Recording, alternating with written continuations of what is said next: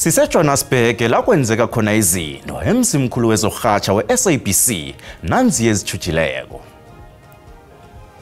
We are here to say that Xwexwe has become a voice of the voiceless. Xwexwe has rise upon the victory to say that for those who cannot speak for themselves, they must stand up today and speak for themselves.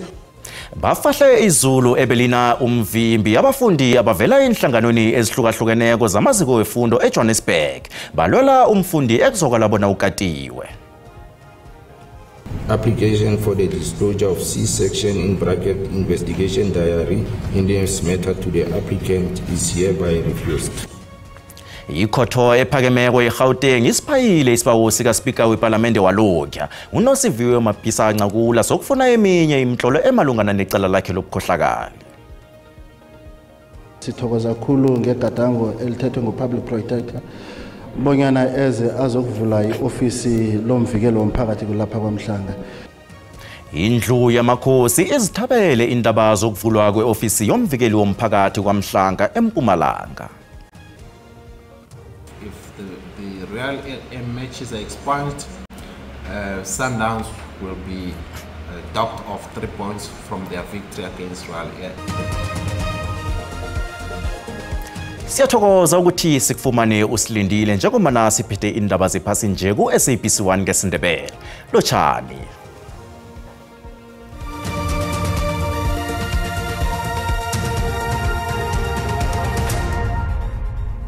Ungqongqotjhe nge-ofisini kaMengameli oJeje Yaboma abantu bengubo nabantu abaphila nokukhubazeka usindisiwe Chikunga ukhombele bezomthetho ibandla lokuthuthisa komphakathi kunye nenhlangano ezizijameleko bona ziqinise ipini yokulisana nokukhahlunyezwa kwabantu bengubo kunye nokubulawa kwabo elizweni. uChikunga nosomkhandlu wezokuthuthukiswa komphakathi eMpumalanga Kapa ubukiwe Fanta bebavakatshela umndeni womfundi weminyaka eli7 obudala ekusolwa bona ukade esikolweni eMatatiyele. uChikunga uhlabikwa lokuba amagosa ajongene nogcino umthetho nophando aqinisekise kuba akhangela abenzi bobubi khona ukuze bajongane nengalo yomthetho. I believe that the Department of Police will also try to investigate to the extent that they ask more questions on practices in that school. Ingxelo zokuba bakho abanye abantwana ababini abathe badlwengulwa. We want to highlight that it is not only one case, there are 3 cases. It is not a Xwexwe one, there are 2 other cases of a 6-year-old and a 7-year-old. And it's quite concerning that at this level, kids can be brutally raped in school. It's so worrisome.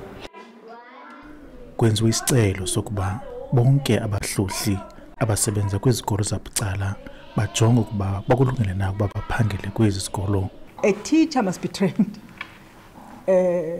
It cannot be that you have the principal only who is trained as a teacher, the rest of other people are not trained. That's an abnormality. Singumphakathi tata sikhathazeke ngolona hlobo siqhalabile ngabantwana bethu. For i-safety yabo iyasibhida kanye kanye. Asiyazi ke tata intoba singabahlali inoba singabalekelapi. Ithemba lethu lokuqala ngamapolisa. Lokama isiganeko sokudlwengulwa kwabasekhini ngakumba abantwana kummandla waseMatatiyele kumgama nje ongangekhilomitha ezili150 eNtabankulu usapho lakwaSiganga lusajonge engalweni abantwana 4 bolusapho balahleka abakafunyanwa namhla uku. Lo muntu ogcina abantwana babo endigazi ba bebathathela ntoni sicela andibuyisele abantwana ekabuyisa abantwana bami. Okanti kwesinye isiganeko sokubulawa ngokunalusini kanamhla mthwa ngo-2022 eMthatha usapho lusajonge engalweni belinde ubulungiswa kuba benziwe. Dinkululeko Nyembezi eMatatiyele. Sisaphethe zikaxoxwe njalo ungqongqoshe wamapholisa uSenzo Mchunu uthi abukho ubufakazi behlolofuzo ebungakafanele ukuthi bube semzimbeni kaNgazimbi obutholakeleyo emntazinyaneni weminyaka elikhomba ubudala weMatatiyele eMpumalanga Kapa ekusolwa ukuthi uhlothiswe ngokomseme. Umchunu uthi njenganje kwenziwa iphenyo elingeneleleko ukuthi kubotshwe umsolwa. Lokhu kuvele ngesikhathi Umchunu akhuluma nembikindaba ePitori namhlanje. Ekulumeni nakhe malungana necala lokukata komntazinyana weminyaka elikhomba obudala, Umchunu uveze ukuthi umphumela wabasebenza ngehlolofuzo endabeni le bafumene ukuthi akunahlolofuzo elingakafanele ukuba semzimbeni womntazinyana okatweko. Nanyana kunjalo Umchunu uthi bathathu abantu ekusola ukuthi kungenzeka ukuthi bayathindeka ekukatweni komntazinyana weminyaka elikhomba lo. Now, DNA testing was done on the victim as per procedure. And the outcome of those who were dealing with the matter was that no foreign DNA could be found on the victim. But in the course of time, there were 3 persons of interest who emerged. Umchunu rage wathi bazokwenza ngakho konke okusemandleni ukuqinisekisa ukuthi umndeni kaNgazimbi ufumana ubulungiswa. Umchunu uqinisekisa umphakathi ukuthi amapholisa asebenza ngamandla ukuthola isisombululo kileli cala elithuse ilizwe lonke. We are assuring the public that we are quite involved in the matter and we are monitoring all the developments and guidance being offered, support being offered, just to make sure that we arrive at a speedy conclusion. Umndeni ubeke ithemba emphathimendleni zomthetho ukuthi uthole ubulungisa ngomntazinyana nabo. Endabeni ze-SABC ngingudlozi Mnisi ngibika ngise-Auckland Park eJohannesburg.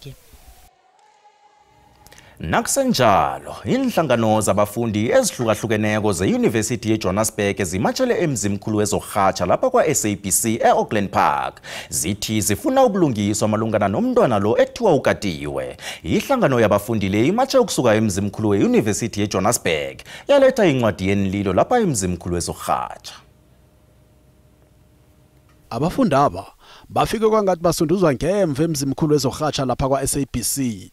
Baletha incwadi yenililo zabo baba ihlangano ehatshela umphakathi le SABC bona njengehlangano ehatshela umphakathi kithi na ihatsha indaba ifike endaweni ezisemakhaya nezisemaplasini ngombani indaba ezenzeke endaweni ezi azihatshwa ngokwaneleko.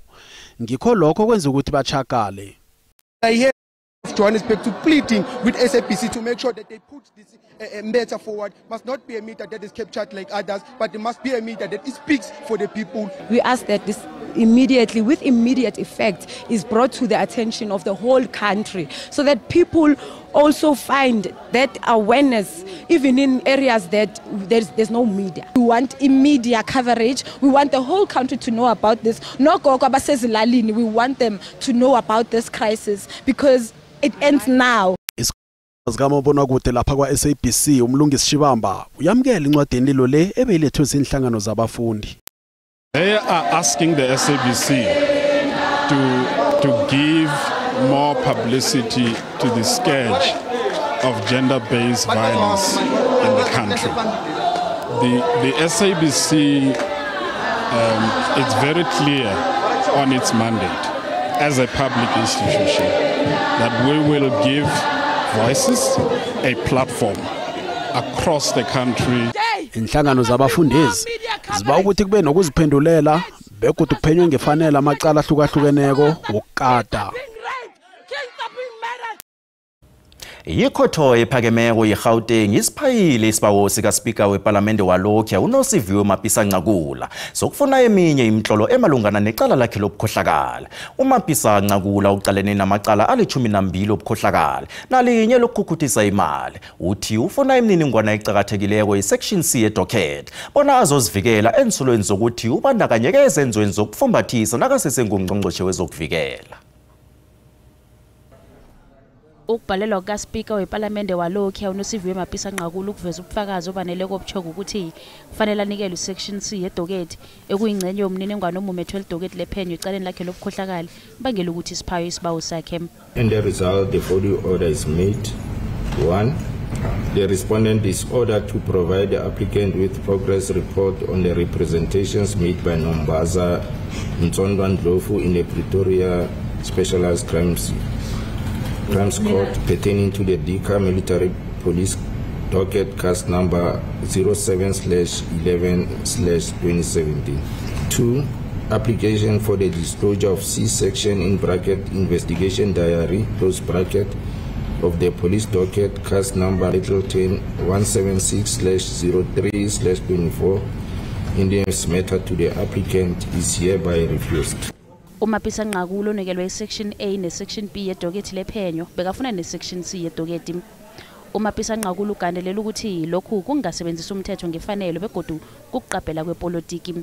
Bekafuna ukubona imininingwane yephenyo kanti bekathemba nokuthi uzokuthola icozululo lezehlakalo ezibangela ukuthi ikontraga yezivikeleko imsolo ngokuthi uyabandakanyeka ebulelesini bokukhwabanisa. Igcwetha lakhe lithe batsho insolwezi azikafaneli. Kodwa nanyana njalo ikhotho ibone ngelinye ilihlo. Cannot therefore be correct that numbers are threatened to make a statement based on the above. Not correct that the circumstance under which numbers are made a statement as a Section 204 witness can be found in the disclosure of Section C of the police docket. Icala seliyokubuyela ekhotho ngomhla ka-9 kuMrhayili. Kungezelelwe icala lokubulala kubasolwa abahlanu abahlotshaniswa nemlandelande yamacala okudlelezela amasondo weJohannesburg. Icala lokubulaleli lisuselwa ekubulaweni ngomunye wabasolwa ngemva kokudumuzana namapholisa nababotshwako. Ekuthomeni bebathweswe amacala okugcekeza ibhizinisi, ukufunyanwa nengidi ezingasisemthethweni, ukulinga ukubulala nokutshayela budlapha hlangana nokhunye. Kuvela abasolwa abathathu kwaphela ngaphambi kwekhotho kaMagistrate weRoodeport ngombana abasolwa ababili basesibhedlela ngemva kokutshayisa ngekoloyi bebakhamba ngayo nabe badumuzana namapholisa ngaphambi kokuthi babotshwe. Kuzwisisakala bona omunye wabo osesibhedlela uqeda ukusikwa kanti usalinda ukusikwa godu akwaziwa bona lo munye uzokuphuma nini esibhedlela. Accused 4 and 5 on the previous occasion, Your Worship, were not before court. This morning they are still not in attendance, Your Worship. I have new letters from the hospital for them both, Your Worship, still indicating that they are not fit to attend court as of yet. The accused persons have the right to be duly and speedily informed of all the charges they are faced with. And today, Your Worship, the state will be adding a count of murder to the range of charges they are currently facing. Our investigations, Your Worship, have by no means been finalized. It's too soon. So as our investigation evolves, Your Worship, there is a possibility that other charges might be added. Iphenyo liyaraga ukufunisisa bona abasolwa aba abahlobani necala lokubulala la ngo-2023 lapho kwabulawa khona umfundisi uWayne Gordon owabulawa phambi kwebandla lakhe eNewlands hlanu kweWestin. Icala lithuliselwe umhla ka-9 kiyo yona inyanga le. Ekhasini lethu leFacebook siba umbono wakho mbukeli ngokusahlelwa kwamakholwa ebelwe imali yomnikelo kunye nama-cellphone nakasesondweni. Asicale umbono wakho mbukeli welandela.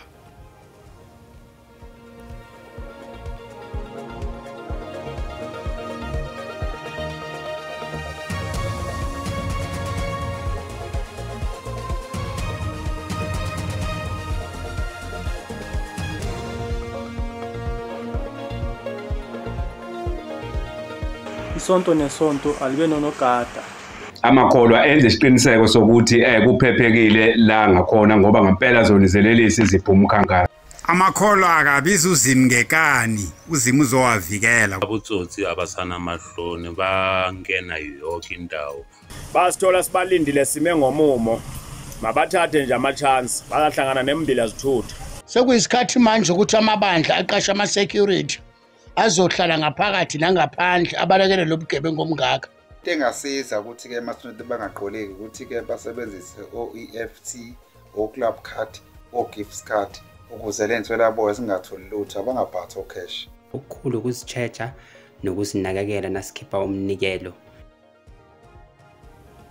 Umbono wonke umbukeli SABC ayikazi ukuthweswa umlando wokuziphendulela kombono umbukeli.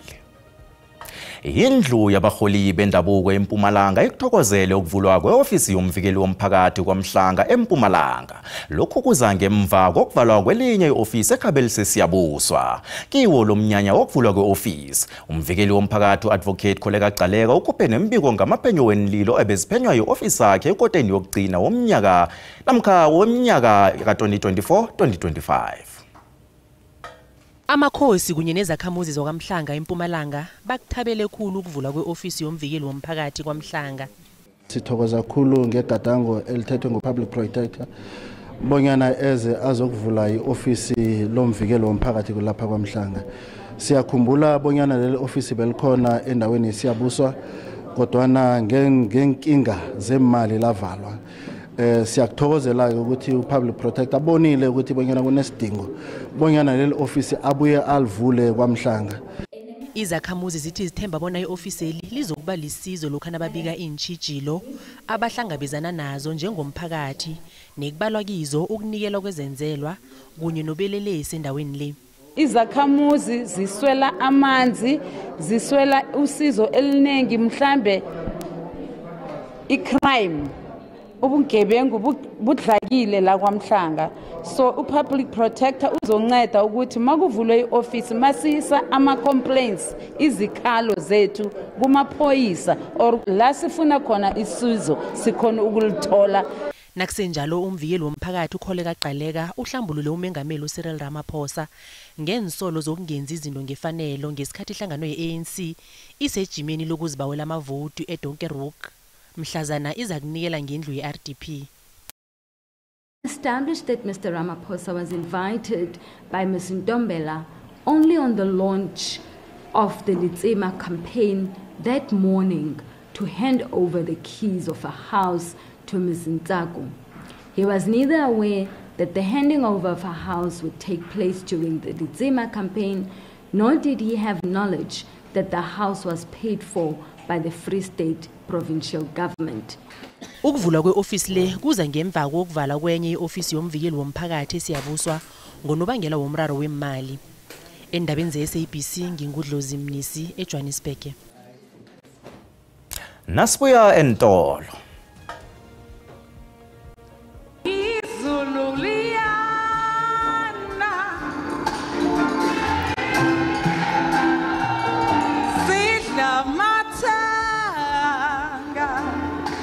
Umvumi wejazz wakwaNdebele uZoto Mabhena ugidinga iminyaka eli-10 yomvumo kokuhlomisa abanye abavumi ngamakghonofundwa.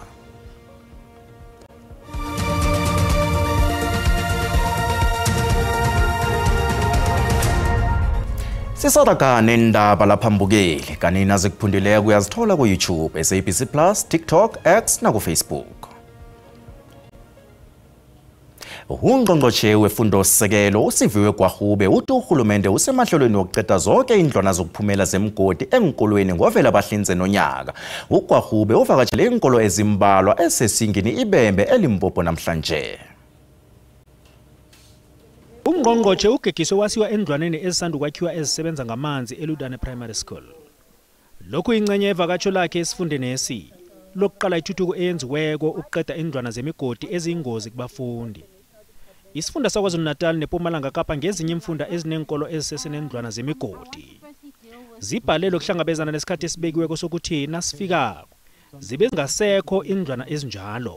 What is remaining is some of our donor funded projects that some of our donors were not able to fulfill some of those projects. So what we've done is we've taken those projects and we've now allocated them to the provinces to say, let's complete the projects, because ultimately it is our constitutional responsibility to make sure that children are safe in their schools and that when they go to school to be safe and in a dignified way.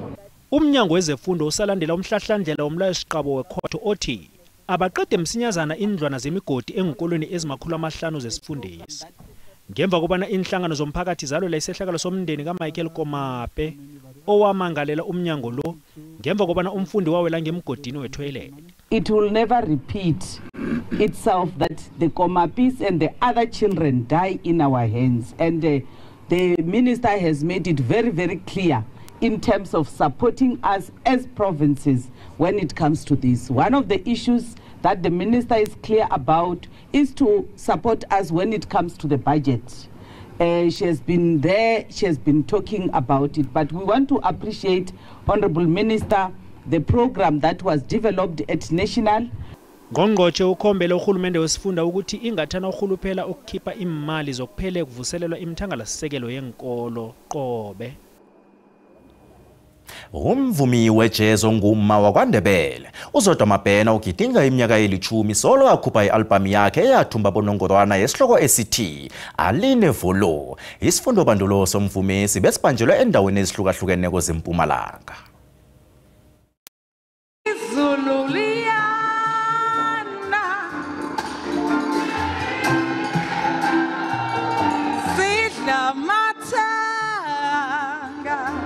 Akasilikaku kwaphela kodwa ulivula indlela kulabo abasafisa ukuba bavumi. Umvumo omthumbi wabonongorwana uZodwa Mabhena uthomena sisifundo bandulo ukufundisa ngelwazi lomvumo. Wathoma ukuba mvumo ogadangisa ngendlela esezingeni eliphezulu ngesikhathi aseselilunga lesiqhema sabodade kwaphela sejazz iLadies in Jazz eKhabinzi zePitori. Njengomfundisi womvumo begodu ngimvumi kuqhakatheke kakhulu ukuthi isifundo bandulo lesi sibe khona ngomana ngifuna ukuthi omkhulu nomncane akwazi ukuthi afunde. uZodwa Mabhena wakhupha i-album le ethi Aline Volo ayiklama ngesindebele ekungeyathumba unongorwana ku-South African Traditional Music Award ngo-2016 naku-Pensalp Multilingualism Award ngo-2022. Ukusebenzisa kwakhe indleliso zendabuko ngikho abethana ngakho khulu.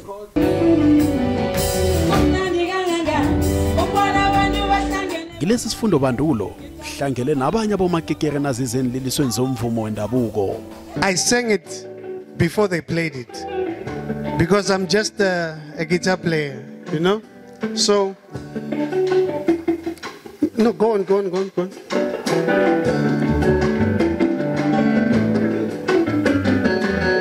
No future umuntu future uberegisa using the knowledge ukuthi umuntu lo uzokuletha a different culture so bese kuhlanganiswa ama culture la. Abavumi beminye imvumo khange basale nabo. uJohn Cindi ungomunye umvezi womvumo odumileke eMpumalanga apha. Alisizo khulu ama workshop la ngoba kunama artists amaningi avelelako asakhasako nabathola information efana nale abaningi bayasizeka.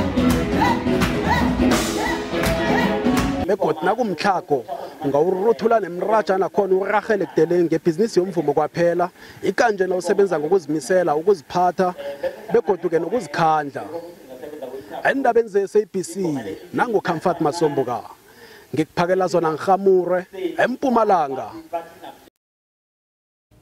Ngezemidlalo iRwanda lehlile nalinganiswa nezinye imali ezikulu.